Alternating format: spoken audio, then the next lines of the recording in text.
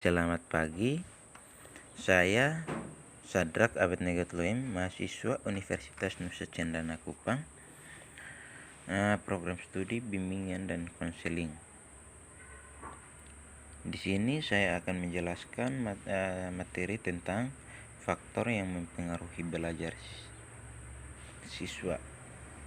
Nah, di sini kita melihat bahwa faktor-faktor apa saja yang akan yang mempengaruhi siswa. Yang pertama yaitu faktor internal. Nah, faktor internal dibagi menjadi dua bagian, yaitu beberapa bagian, yaitu yang pertama faktor fisiologis. Faktor fisiologis adalah faktor yang berhubungan dengan kondisi fisik individu. Nah,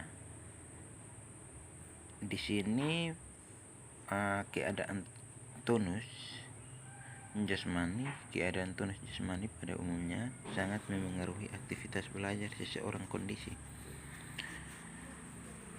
fisik yang sehat dan bugar akan memberikan pengaruh positif terhadap kegiatan belajar individu.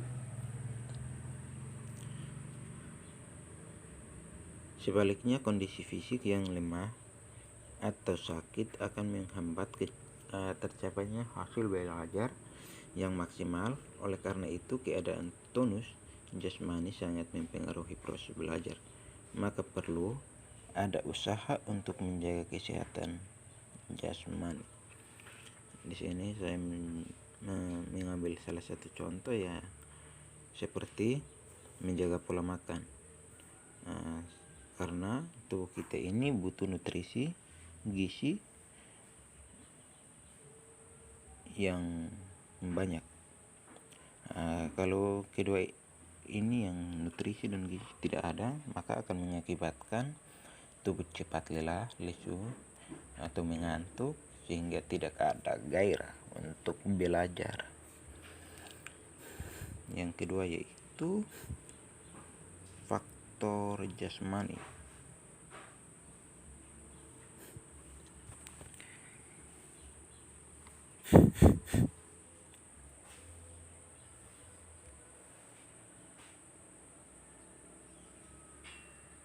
Faktor psikologis.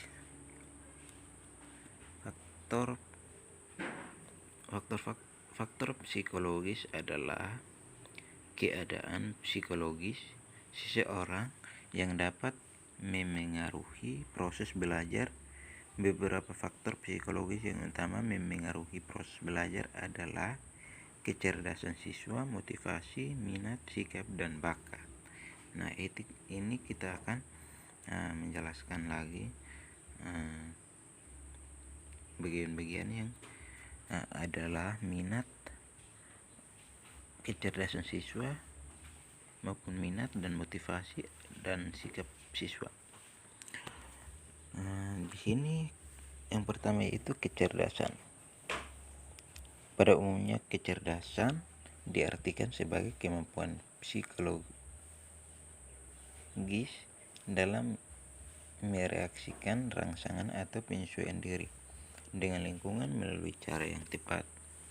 Dengan demikian, kecerdasan bukan hanya berkaitan dengan kualitas otak saja.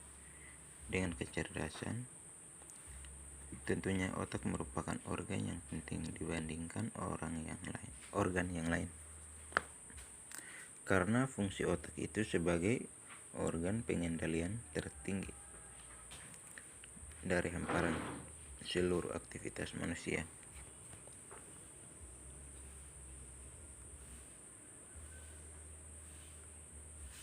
Yang kedua yaitu motivasi. Motivasi adalah salah satu faktor yang mempengaruhi keefektifan kegiatan belajar siswa. Motivasi yang mendorong siswa ingin melakukan kegiatan belajar. Para ahli psikologis mendefinisikan motivasi sebagai proses di dalam diri individu yang baik, aktif mendorong, memberikan arahan, dan menjaga perilaku setiap saat. Yang ketiga yaitu minat. Secara sederhana, minat, kecenderungan, dan kegerahan yang tinggi akan keinginan yang besar terhadap sesuatu. Minat bukanlah istilah yang populer dalam psikologi, disebabkan ketergantungannya terhadap berbagai faktor internal lainnya, seperti memusatkan perhatian, keinginan, motivasi, dan kebutuhan. Namun, lepas dari kepopulasinya, minat sama halnya dengan kecerdasan dan motivasi, karena memberikan pengaruh terhadap aktivitas belajar. Ia akan tidak semangat atau bahkan tidak mau belajar. Oleh karena itu, dalam konteks belajar di kelas, seorang siswa, seorang guru, atau pendidikan lainnya perlu membangkitkan minat siswa agar tertarik terhadap materi pelajaran yang akan dihadapinya atau dipelajarinya.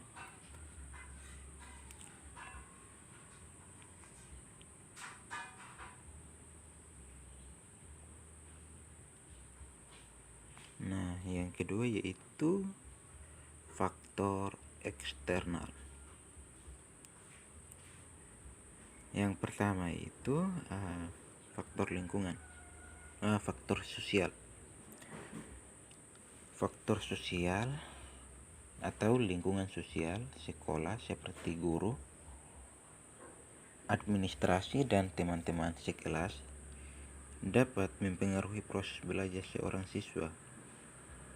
Hubungan harmonis atas kegiatan ketiganya dapat menjadi motivasi bagi siswa untuk belajar lebih baik di sekolah. Perilaku yang simpatik dan dapat menjadi teladan seorang guru atau administrasi dapat menjaga pendorong bagi siswa untuk belajar.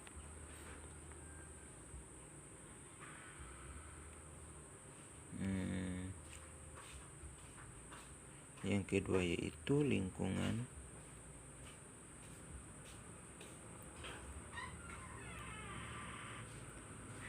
keluarga atau masyarakat. Kondisi lingkungan belajar siswa, lingkungan siswa yang kumuh, masyarakat tempat tinggal yang akan mempengaruhi, seperti lingkungan siswa yang kumuh, banyak pengaruh, dan anak terlantar juga dapat mempengaruhi aktivitas belajar siswa. Paling tidak siswa kesulitan ketika memerlukan teman belajar, diskusi, atau meminjam alat-alat belajar yang kebetulan belum dimiliki.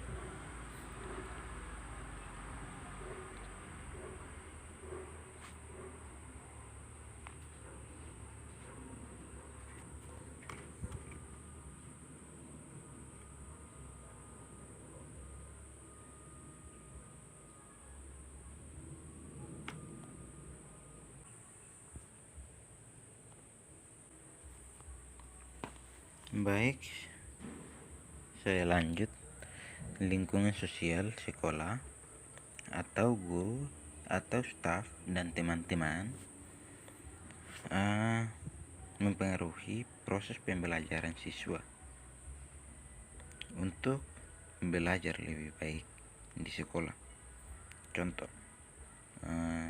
ketika seorang guru memberikan materi yang baik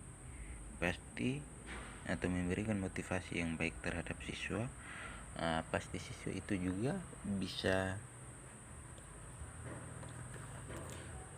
belajar dengan baik. Dan kalau staf dan teman-teman di sekolah atau baik di rumah, mereka itu harus saling berdiskusi atau bertanya. Jika seorang siswa mendapatkan teman yang baik, maka pasti dia akan dapat pembelajaran yang baik juga. Baik, mungkin itu saja dari saya. Sekian dan terima kasih.